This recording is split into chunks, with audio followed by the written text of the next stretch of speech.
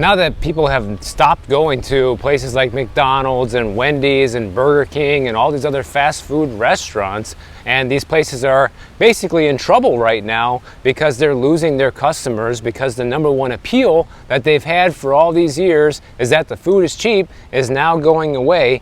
They're starting to try to do things to get people back, guys, but it's really half-hearted attempts. And I want to focus on McDonald's in today's video because not only are they probably the world's most popular fast food restaurant, but this new $5 meal deal that they're trying to do soon in order to get people back in the store is probably not going to do much for them, but they're going to try to do it anyways, because what they want to do is, starting on June 25th, they want to have the $5 meal deal, which will be the choice of a McDouble or McChicken, as well as a small fry, 4 McNuggets, and a small soft drink. Now that does sound like a lot of food for $5, I will admit that. Over on X, people have been slamming McDonald's over this because they're just not happy with where they're going with prices. And it's interesting when you look at this post from X here, it shows you that the prices at McDonald's have absolutely surged, guys. I talked about this in my previous fast food video. McDonald's takes the cake actually with some of their price increases on some of their items being 200% over the past few years. So it has gone up substantially. And this guy's like, you know that people are struggling right now. You guys have record corporate profits, but yet you're squeezing us with higher prices. Now, one thing a lot of people that go to McDonald's don't understand is the fact that all these McDonald's, for the most part, are independently owned and operated and can adjust their prices accordingly in order to try to remain profitable. And McDonald's, most of their profits come from the real estate side of things and their franchise owners paying them the franchise fees. And naturally, the more that McDonald's restaurants raise their prices, then the more McDonald's as a corporation is going to do well, but it doesn't mean that individual McDonald's are going to do so well, which we're going to talk about in a little bit. So this person says basically that this whole $5 meal deal should be an everyday special, not some kind of temporary promotion to get people back in the store. And I agree, like if they really want customers to come back, they should be focusing on having some permanent deals around,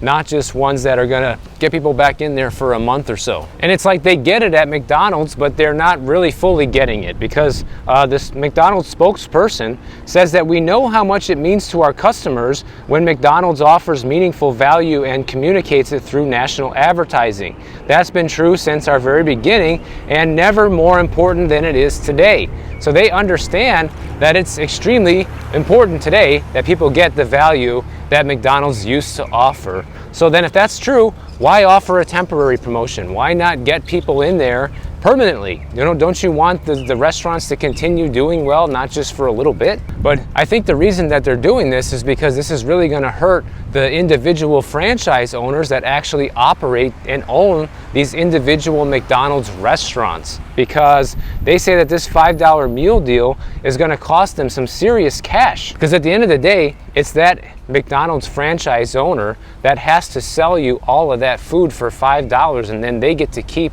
whatever profit is left, if there's any, guys. I wish they would talk about the margins on this new upcoming $5 meal deal to show exactly how much an individual franchise owner might make from this, but I'm willing to guess it's probably pennies. Probably not even gonna make $1. And then in states like California, they're gonna be losing money. Where you gotta pay employees $20 an hour there, they're not gonna be able to make money on this promotion. And it's not like I feel bad for them. I'm not giving sympathy to McDonald's here, guys. I could care less. I don't eat at McDonald's. It doesn't matter to me if they go out of business tomorrow. But it's an economy issue. It's one of the biggest fast food companies in the entire world, and if they start having problems, it's going to lead to more people as individuals having problems with their finances. So that's what I like to talk about here. And this is going to cost them so much money that even Coca-Cola, who's their beverage partner, is going to be kicking in a $4 million subsidy to help soften the blow of this $5 meal deal. So they have to get as much help as they can get to offer this and actually, make it a viable solution and hope that people come in and buy other stuff while they're there. But I also think that McDonald's customers need to get with the program and accept reality for what it is, guys. Like, McDonald's is probably not going to be able to offer the value that it once did. And if that means you're not going to go to McDonald's anymore, then that's what it means, because these franchise owners can only lower the prices so much before it just doesn't make sense to be in business anymore, and we're just going to close up shop and give up. A bunch of the owners of these McDonald's are saying that the momentum has slowed down considerably. 47% of Americans recently said that when they went out to eat at restaurants, they went out less often than they did in the past year, and almost 2/3, 60% of people, said that they're preparing more meals at home, and 78% say that the higher menu prices have made dining out more challenging. And so, like I said, if they really want their customers back, they have to make this sort of promotion an everyday thing into the future. It can't just be a temporary 1 month promotion. I don't even know if it's going to work. You know, a lot of people question, how can McDonald's offer a meal this cheap? Well, the reality is they can't, guys. That's why this is such a problem for them, and why they're just looking at doing it temporarily. Like, it's not like the food is inferior than the food you were getting before. It's going to be the same food. It's just that they're doing this in hopes that it will drive more traffic to their stores and that they're magically going to regain their customers. But it hasn't been just fast food who's in trouble lately. The EV sales have not been great, and more people are saying that they don't plan on buying an EV, which is myself included. And before I get into this whole story, I want to share with you guys something I saw recently that was very interesting. So check out this clip from a few days ago when I went out to dinner with my wife. So we're over here at the Bell Harbor Shops, and they have this beautiful electric charging station if you have an electric car. So let's see how much it costs to charge your electric car while you're over here having your dinner. So we got pricing, and they don't charge you for a session, but they do charge you 56 cents per kilowatt hour, and you can do anywhere between 1 and 150 kilowatt hours. So if you were to do the maximum of 150 kilowatt hours, that would be, wow, $84, guys. That is way more than I ever pay to fill up my Jeep. Like, when I fill up, it's usually like a half a tank or 3/4 of a tank. I pay like $60 maximum to fill up the Jeep, at about $3.49 a gallon here in Florida. So to say that it's cheaper to have an electric car is a bunch of BS. Unless you're charging it at home, it's not cheaper. So as you can see, it would cost you $84 to charge your car over at Bell Harbor Shops here, which is a nice fancy mall they have with nice restaurants and stores and all of that. That's with no session fee, but if you leave the car parked there after it's already been fully charged, then they're gonna start charging you an additional 40 cents a minute. So you gotta make sure that you take the car out of there and move it after it's done, even though you just paid all this money for this electricity. But to me, guys, I've never really looked into this before. I've never been up close and personal with a charging station before. And when I saw this, it just made me realize how much of a ripoff it is. Like $84 to charge the car, and I don't even know if you can charge your electric car on 150 kilowatt hours or not. Maybe you can or can't, because I don't own one. But what I do know is the last time I went to the gas station, it only took me 5 minutes to fill up my car, and here's my receipt from filling it up. I only had a quarter tank of gas left when I filled up, and you can see I paid $63.32. It doesn't show how much I paid per gallon here, but I remember it was $3.49 a gallon. And guess what? That was on May 3rd. As of me filming this video right now, it is May 18th, okay? And I still have over a half a tank of gas in my Jeep. Here's a screenshot of it right here. I just took this picture as I was coming out to film these videos today. So still more than half a tank, and I probably won't need to fill up probably until I leave town for my road trip to get out of here. And also, I've heard this, I don't know if it's true, but it makes sense because this is how all batteries work, is that with an electric car, if you don't drive it, then the battery slowly starts to lose its charge regardless of whether you're driving it or not. You know, I can leave my car in the garage for 2 weeks with the same amount of gas I have in it now, and it will still have that same amount of gas in 2 weeks from now. So that's another big disadvantage of having these electric cars. I don't know if you guys have seen these news stories, but these Tesla charging stations are starting to get ransacked all over the country, where criminals are now, you know, cutting all these cables to steal the copper inside, because the copper prices have been going through the roof recently, and they're stealing these things left and right to melt down this copper and sell it for a profit. So to add insult to injury, you already got to waste a bunch of extra time parking your electric car and arguably paying even more to charge it than filling up at the gas station. But now you can go to these charging stations and it might not even work. You know, that's already been a problem I've covered before. People that drive electric cars have, done extensive reports on this where, 7 out of every 12 electric car charging stations are inoperable. So that's almost half, or a little more than half in many cases. And then if you throw in the theft and people chopping these up for parts to make extra money, it's going to affect that number even more in the future. So it's no wonder that people are not on board with buying an electric car right now. There was a brand new study out from J.D. Power. The people who are considering buying an electric car has fallen from a year ago. And the reasons that are cited mainly for people not wanting them is because of they're too expensive still, it's inadequate charging infrastructure, and ignorance about the benefits of driving an EV.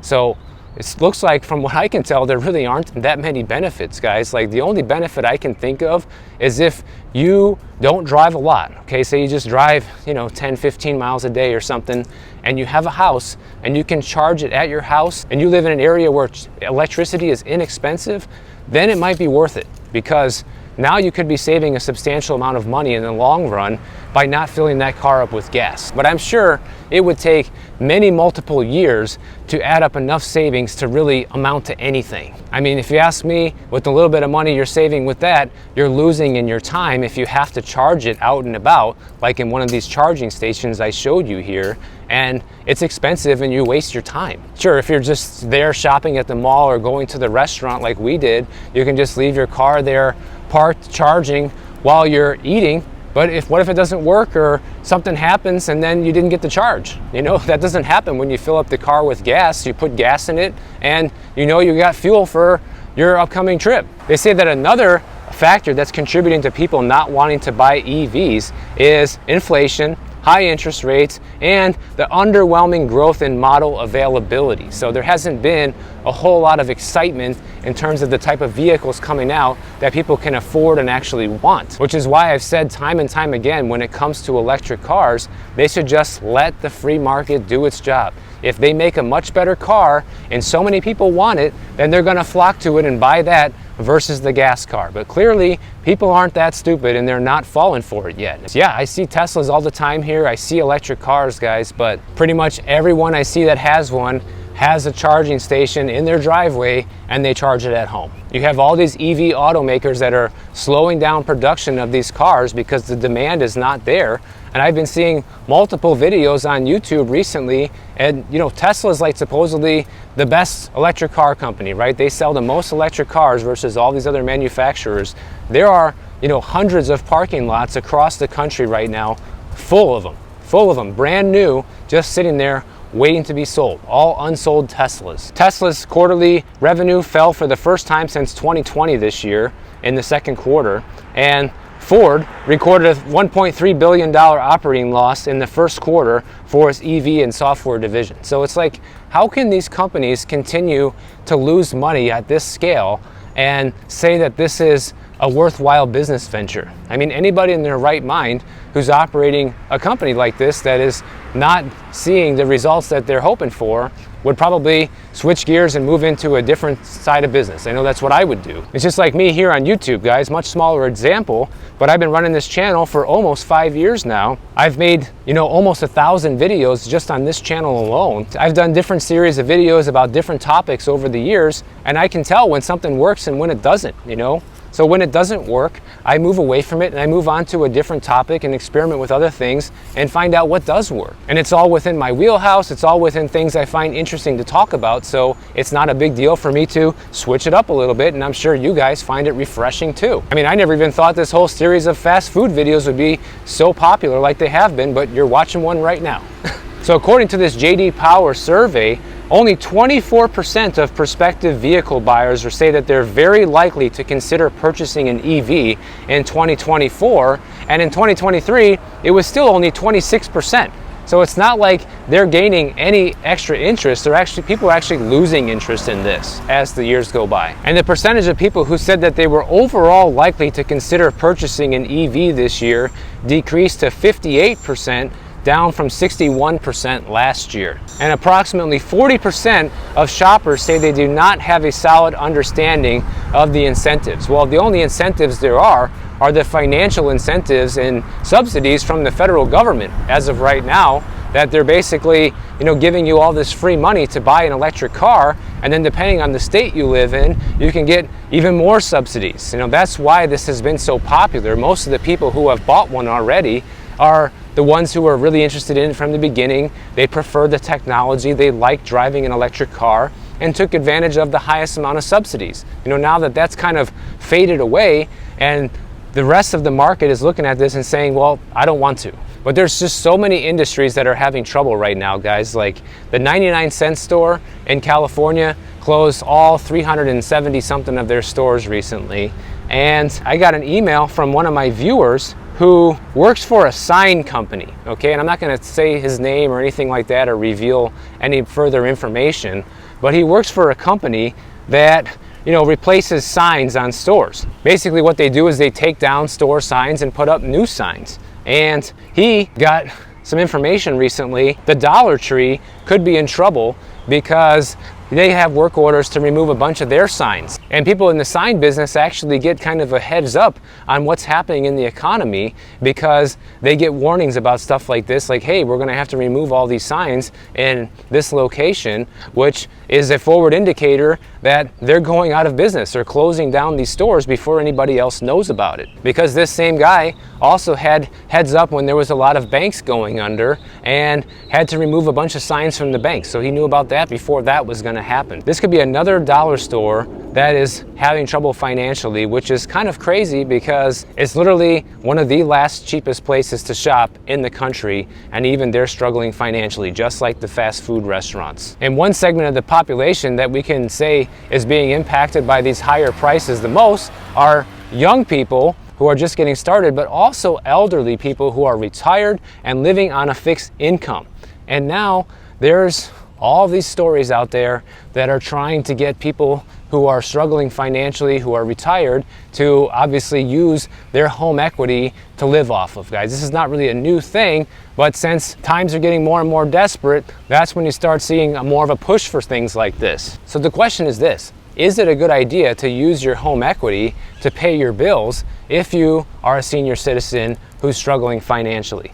Well, they say that the answer is yes, but only if you're willing to sell your home, because basically this would allow you to cash in on the equity without adding any extra debt to your life. So if you take the cash and move to a more affordable home or area and can come up with a pretty substantial earnings on the equity, then yes, you can take that money and use it to live. But the problem is a lot of people in this position are either too old to move or won't have enough money left over after selling the house to move somewhere more affordable. Because let's face it, hardly anywhere is affordable anymore. And it's actually refreshing to see a story that gives some reasonable advice to people, because usually these stories are all like, yeah, take the money, take out home equity loans and home equity lines of credit, who cares, take out a reverse mortgage, all this stuff.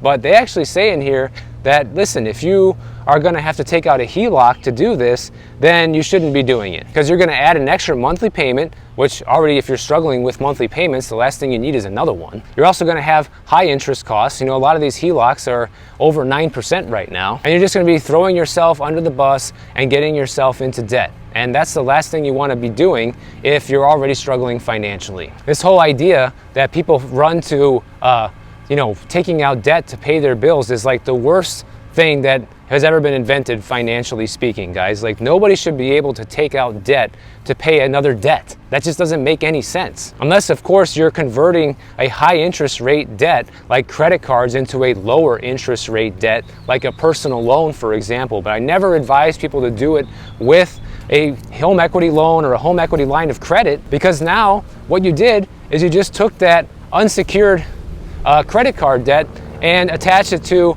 a secured form of debt known as your house, your place of residence. So if for some reason you can't pay that, now you not only can't pay the debt, but you're going to lose your house too. versus just having trouble with credit cards and maybe having to file bankruptcy. And they do say in this story that getting a reverse mortgage, if you need this kind of help, could be an option. And I would say, yeah, maybe. But the thing is, guys, for a lot of people, getting a reverse mortgage is basically a scam. You're gonna get this reverse mortgage and it comes with a lot of different problems. Now you're forced to, maintain insurance on the house again, and if in case you had the house paid off and you weren't having insurance before, you also have to keep the house in a certain level of condition, otherwise they can foreclose on you. It's like now you have somebody else telling you what you can and can't do with your house because they're paying you to live there. So really, the only way you should be doing any of this in this economy is if it's an emergency and there's literally no other way. If you have to sacrifice your house to pay your bills and that's the situation that you're in, then it is what it is and you have to do it. It's better than living on the street. But that's why it might be better to just take the money and run if you have a lot of equity in the house and find a much more affordable place to live. And at least like that, you'll be able to sleep at night. Here's another observation, guys. I'm just gonna hang under this huge banyan tree and finish the video here because it feels good under here. You can see I'm actually sweating in this video. We're seeing more stories than I can even count when I'm doing the research for these videos of how many people are struggling, different financial advice on what people can do to get out of it in case you have this problem or that problem. And I just want to remind you that those problems are not a sign that things are going well, okay? I know there's always going to be people that have financial troubles, but in a good economy that's supposed to be the best ever, like we're being told, things should be going great for the vast majority of people, when in fact it's the opposite. So if you enjoyed this video, make sure you subscribe to the channel, and if you don't want to wait for my next video to come out, check out this one on the screen right over here, and I'll see you in the next one.